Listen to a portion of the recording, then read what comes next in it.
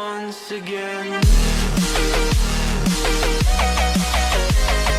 Hey guys, it's Two Review Games or Adam, and welcome back to another one of my Fortnite's top 5 videos. And before we get into the video, I do quickly want to mention this is the last chance for you guys to enter into my Season 3 Battle Pass giveaway. To enter, it's incredibly easy. All you have to do is drop a like on the video and let me know right now in the comment section below how many kills you have here in Fortnite. Also, if you guys have a Twitter account, please attach your username to your comment, because if you do win, it makes it 100 times easier for me to contact you. And also, guys, just like our last top 5, I will hide 2 codes somewhere in this video, one Xbox code and one PSN code. First come, first serve for those, but if you don't get one of those, don't worry, just comment and like, and you still have a chance to win a bunch of codes that I currently have on deck, and I'll be giving away over the next little bit. I think we can all agree that winning here in Fortnite is one of the best feelings in the world. Being in that, top 10 of that 1v1 situation and pulling out the win is one of the best things ever.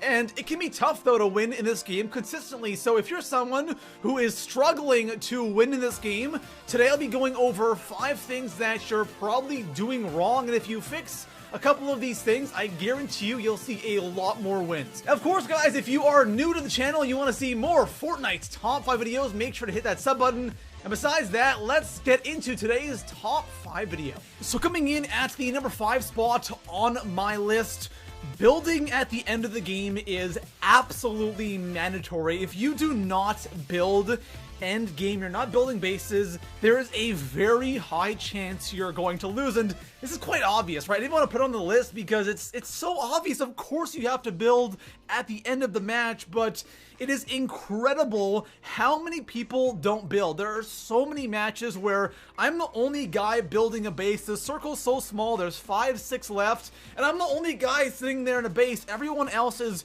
creeping around and hiding behind trees, which sometimes can work, but for the majority of the time, you're gonna lose. All I have to do is shoot that tree, RPG that tree, and your cover is gone, and you're dead. Out of everything I'm going to talk about in this video, this is hands down the most important thing, but it's just so obvious. That's why I have it here in the 5 spot. So if you want to see more wins end game, especially when that circle starts getting small, make sure you're constantly building bases. If you build and your base is outside the circle, move in the circle and build right away. Now, when it comes to end game, like there's only a couple people left, make sure you're building with brick or steel. If you have to do wood, you can, but brick and steel is so much nicer than using wood. It gets destroyed so fast, especially there's RPG spam at the end, so make sure you have enough materials for the end game. But if you build more at the end of the game, I guarantee you're going to see a ton more wins. So coming in at the number 4 spot on my list,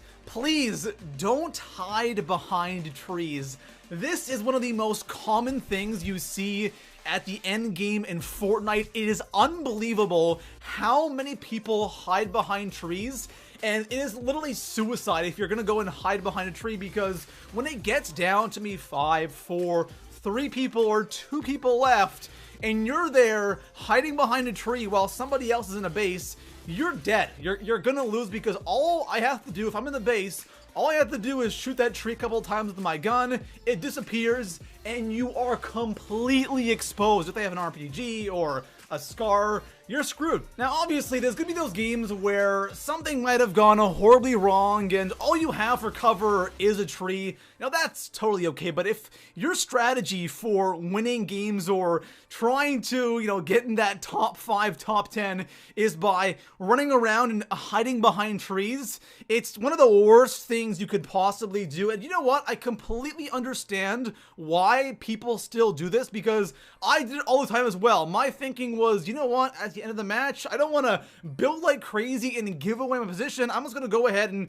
hide behind trees and objects, and that way I'll kind of like sneak my way into the top 5 or, that 1v1 situation, and it never ends well. You'll get lucky sometimes, but the majority of your games are going to end in death. So when it comes to end game, don't hide behind trees and objects, just build and you'll win a ton more. So coming in at the number 3 spot on my list, rushing bases is a tricky thing in Fortnite. There's one way you should do it, and then there's one way that you shouldn't do it. The proper way, of course, is build up to the base, and then just one pump the guy in the face, you're good to go. That's the ideal way of rushing a base here in Fortnite. Then there's another way that a lot of people love doing this, especially at the end of the match, is when they have nowhere else to hide, they will go to the bottom of your base and just sit there. This is something that I can completely relate to because I used to do this all the time when Fortnite first came out. You always think that there's no way they'll notice that I'm down here, and sometimes you can successfully actually get there, but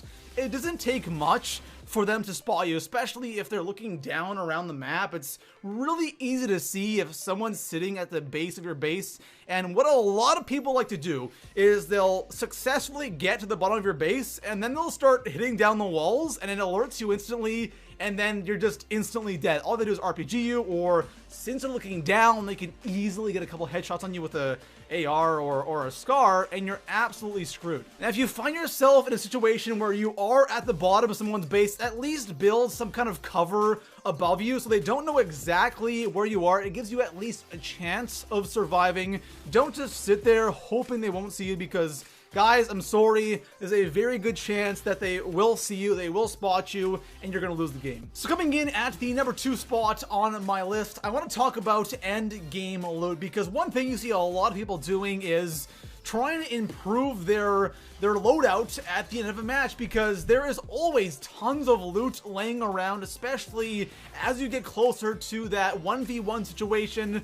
There's just loot all over the place. There's gold scars everywhere. There's chug jug, shields, medkits, anything you would need. It is lying all over the map because people are kind of scared to go out. But those who do will go and try to improve their loadout, and they become easy targets. And this can be challenging because we all find ourselves in those matches where we don't really have the best loot, right? You're not going to get great loot every single game, and there are games where you're in that top 5 situation and you have a white AR or a green AR, and it's so tempting to go out and loot, but that's a really bad idea. I find that towards the end of the game, people are so crazy for loot, they'll actually run into the storm to get loot, and running into the storm at the end of the game is such a bad idea because it takes so much of your health so quickly, but people don't care. They will run right into the storm, and they will take all that damage, maybe for some ammo or a SCAR, and of course sometimes you might be out of options, and that's the only thing you can really do. But if you have bad weapons, you don't need to go out there and replace them. You're probably good with what you have. If you're building, if you're doing all that stuff, you should be fine. You don't have to go crazy for the loot end game, and there's probably going to be an opportunity to grab something as you're moving. So don't go crazy for a loot end game, guys. It's not a big deal. You can win with what you have. It's coming in at the number 1 spot on my list. This definitely isn't the most important thing when it comes to winning game. That belongs to building, but this is something that is still very important, and it's kind of underrated. It kind of surprises me how important it actually is, and I don't think about it all that much, and that's the RPG. I think the RPG is the king of endgame, and I think if you have an RPG, you have a significant advantage over everybody else, especially if you have the gold RPG, because then you can really kill people with it. The blue and purple are all right. The blue is actually really bad with killing people, but the gold, my gosh, this thing absolutely wrecks. And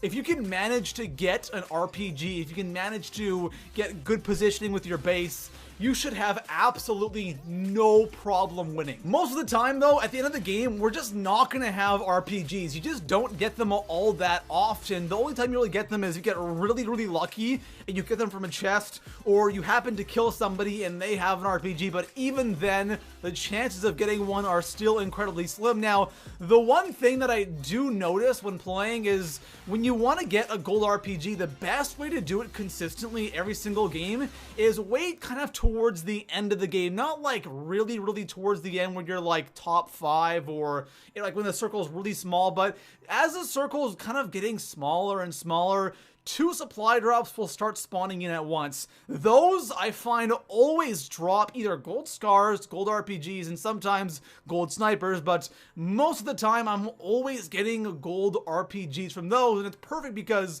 it's just before you really want to establish yourself in an area with your base, so you have time to do this if you want, but even then, it can be very, very tough. But if you do get one, again, it's so good, it's so powerful, and if you have that height advantage, edge, you have that base, and you're raining down on people.